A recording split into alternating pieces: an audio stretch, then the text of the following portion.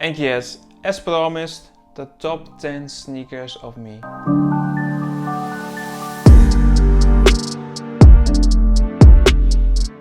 "2020 has finished. It has been quite an interesting year. I think for the most people more downs than ups, but I hope that for everyone 2021 will be a better year. Sneaker wise, 2020 was a great year.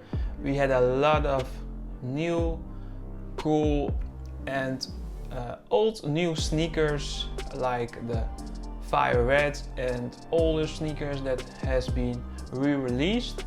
Due to the pandemic, I started this YouTube channel, I think in April or March.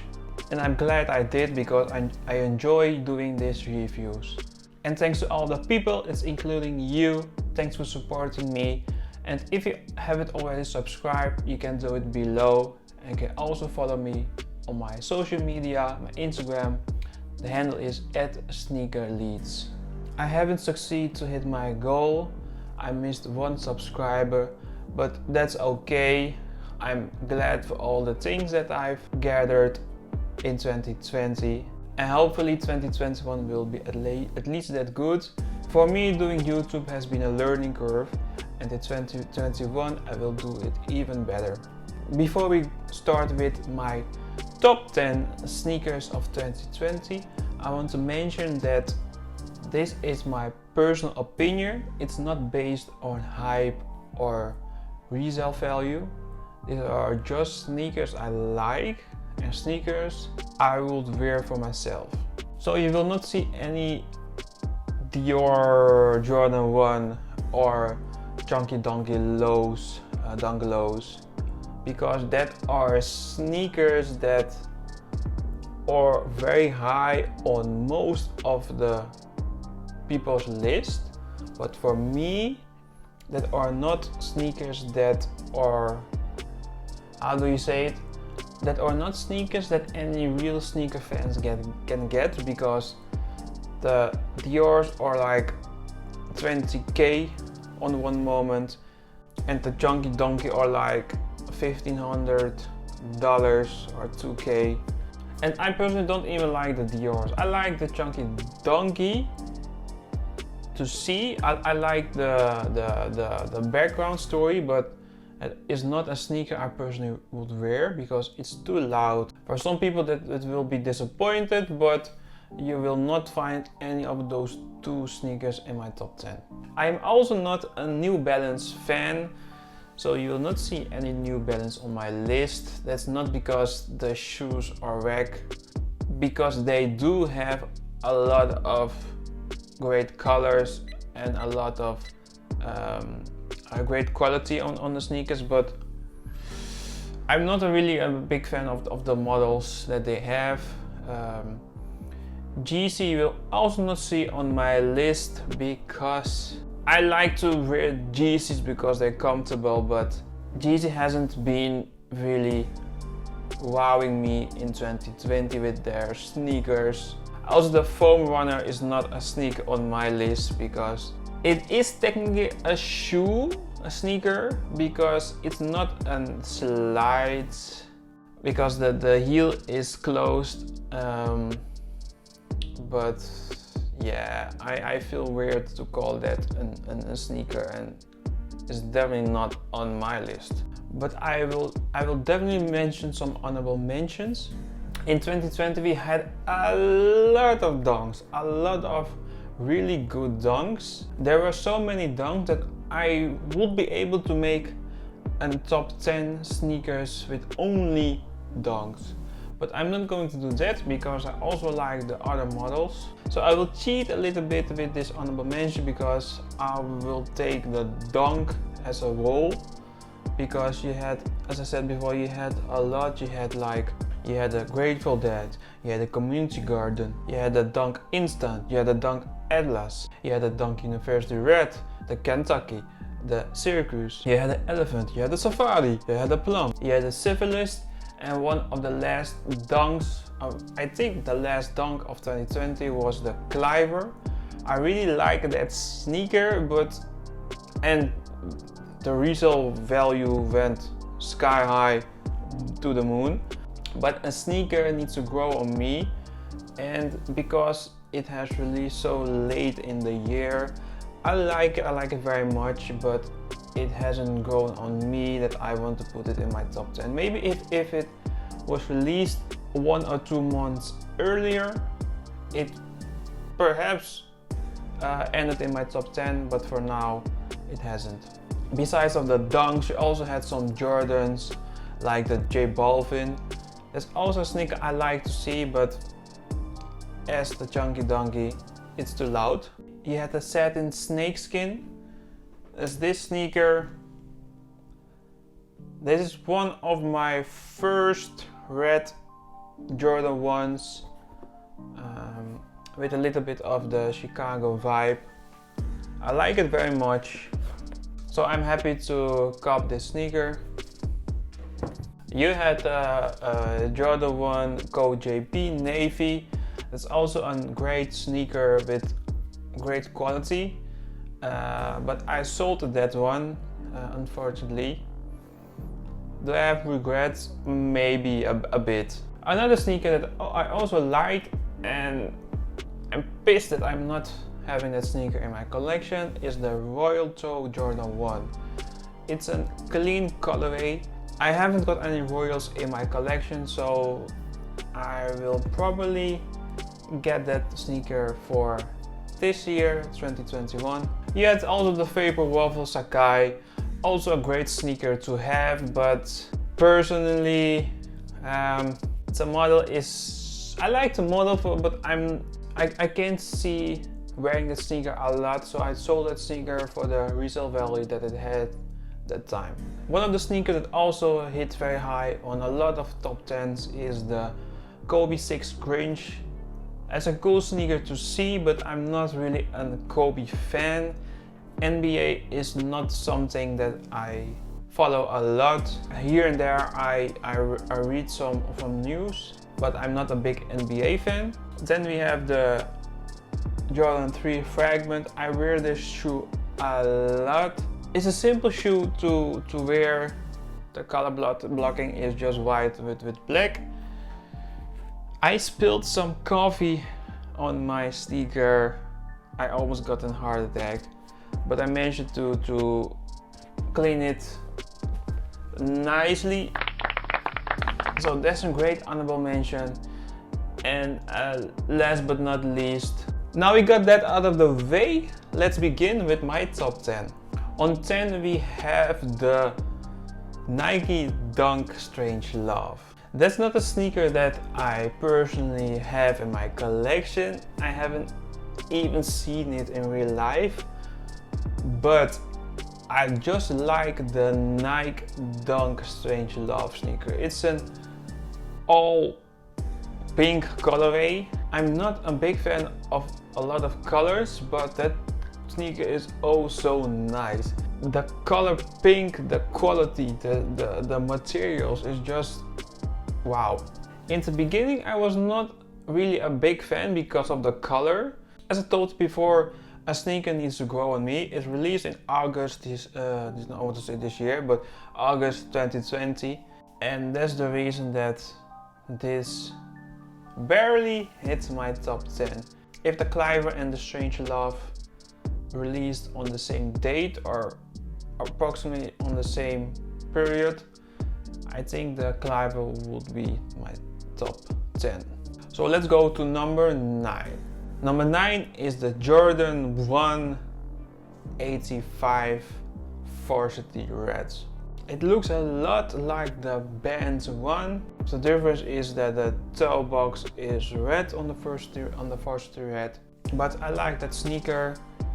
I find it weird that the resale value of the sneaker is not that high as it should be, because it's a Jordan 1, it has that 85 cut, it looks like a band, and it's limited to approximately 23,000 pairs. And because the resale value of the sneaker is not that sky high, it is in my top 10. My number 8 is a sneaker that I have. There's a sneaker here above. That is the Jordan 1 High Court Purple 2.0.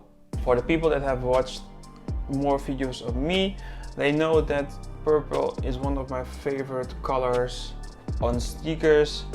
And yeah, this color blocking is beautiful. You have the Chicago color blocking, but the red is purple and it's just so clean. I like wearing this sneaker, and you can combine it with a lot of clothes. I do not know where I bought this sneaker.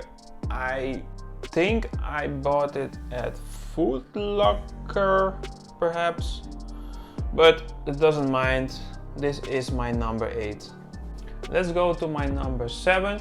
And my number 7 is a sneaker that I'm very glad that Nike re-released, because that's here we have it, the Jordan 4 Fire Red. The Jordan 4 is one of my favorite models, and I was very glad that Nike re-released this sneaker, this colorway. For me it was an auto cop, especially with this Nike Air on the back. It's dead stock. I haven't wear this sneaker. I almost wore the sneaker on Christmas Day, but in 2021 I will definitely on-DS this sneaker. My number 6 is a Dunk, and this time it's the Chicago colorway. I prefer the Chicago Dunk colorway above all the other Dunks because it's just so a nice classic colorway. But unfortunately I'm not having this sneaker in my collection, so let's go to my number 5. Yes, we are entering my top 5 sneakers, and there is no better sneaker to be on the 5th spot than the Air Jordan 5 Off-White. I personally have this colorway, the Sail colorway, but you also have the black colorway that was released earlier this year. I do not find one of those colorway better than the other. They are just two separate colorways. The dark gray shoe is easier to style, but something about this Sail shoe, yeah, just beautiful. Virgil Abloh did a great job with all the sneakers he released with Jordan in 2020, and this is definitely a great top 5. My 4th sneaker is a sneaker that a lot of people call the Jordan 1 of the year, and that must be the Jordan 1 Dark Mocha. The hype on this GR sneaker was out of this world. I really think it was one of the most hyped GR shoes in a long time. The resale value on this sneaker is also climbing. I think the reason that a lot of people want to have this sneaker because they look a lot like the Travis 1. But I just like this sneaker as it is, with a black toe in front and the suede on the back. But the Sail laces look even better than the white laces. So for me, this is a great shoe to have. And yes, you made it to my top 3 sneakers of 2020. This sneaker needed to be in everyone's top 3, and that is the Nike Dunk Travis Scott. This sneaker released back in the beginning of 2020, and this sneaker was the beginning of the dunk hype. But besides of that, because this list is not based off hype, I just like the sneaker as it is, with the rope lace. The whole aesthetic of the shoe is just nice. And yeah, that is the sneaker that has the 3rd place on my list. So that was my last dunk on the list. So let's go to my top 2. This shoe was a women released, and this was one of the most strange releases. Nike did a good job with giving only women the early access to this shoe, but I call this strange because the resale value of this shoe begin at, I don't even know, like $600 or something. And usually when a sneaker release, they go up a bit and they go down, and they steady and they go up again. But with this shoe, from the beginning that this shoe released, it only went up. It hasn't been going down, and it went up, and the resale value of this shoe is crazy. It's a shoe that I unfortunately don't have, but it's just a great colorway. A lot of people have this shoe on the first place. For me, the shoe was a little bit too simple executed because it is an all sale colorway and a little bit changed on the materials, and that's it. I very like that sneaker, but it wasn't enough to be my number one. So my number one sneaker of 2020 is the most talked and controversial sneaker, I think, of 2020. When the first pictures arrived online, there was a lot of hate, a lot of talk, and when the release date came closer, you saw a little bit of change in the opinions of the people. And after it has released, you saw a lot of people getting to the positive side of this sneaker. So for me, the sneaker of the year is the Jordan 4 Union. You have two colorways of the sneaker. You have the Guava and you have the Noir. This is the Noir colorway. I'm not placing one of the two above the other because they are just two really good colorways. I think on long term this will be a better colorway. The Guava is more limited because it was a Union LA release, and this was also released on the sneakers app. On long term, this shoe will be more wanted than the Guava. That's it, guys. I hope you enjoyed this video, this top 10 sneakers of 2020. This was my first time that I made a top 10 because my YouTube channel isn't even one year old. So I will do a lot of more sneaker unboxing, sneaker reviews, and talking about sneakers as a whole in 2021. So thanks again for supporting me, and I see you in the next one. Later.